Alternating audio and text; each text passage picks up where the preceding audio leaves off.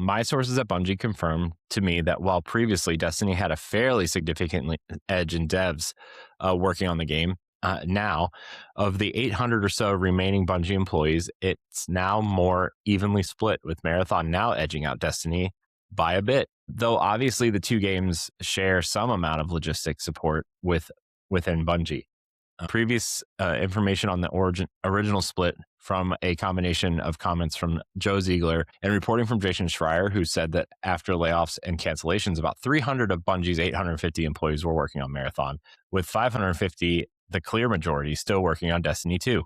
But at the launch and now post-launch, those two sections of the company have drawn neck and neck. Getting Marathon some momentum is obviously the large priority for Bungie at the moment. The issue that's pretty clear to players looking at both games is that Marathon is a game with 4 maps and 6 classes currently, while Destiny 2 has previously sustained by a constant stream of PvE content and at least formerly PvP content, which fell by the wayside much before this, with much of the team heading to Marathon a long time ago.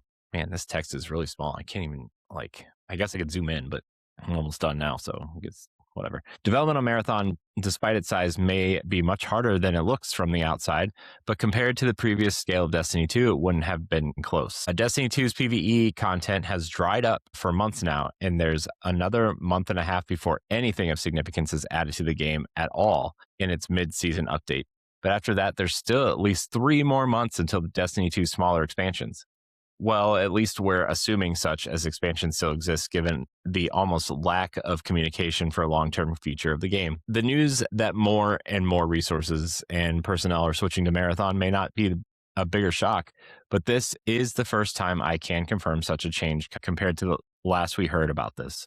The question now is if more will move over, or once Marathon settles, it will swing back towards an attempt to revive Destiny 2. But the idea that around 400 people can sustain Destiny 2, a game that used to have almost the entirety of Bungie's 1,000 plus employees working on it at some capacity, feels like a reach. And it sure seems like we have even less than 40% of the content we used to get at Destiny's peak. The future of both games is not yet clear. Destiny 2 was supposed to press forward with the new, smaller expansion mid-season update model, but that is obviously running into significant issues even just in year 1.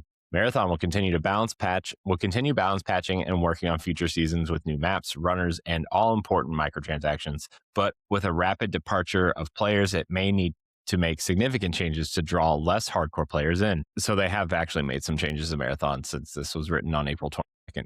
As of this recording, it's April 30th. You'll hear this on May 1st. 9 days, they put in some kind of casual game modes that are actually pretty fun. But we'll talk about that in a minute. All of this feels like it's on a knife's edge, and we'll see what comes over the next few months.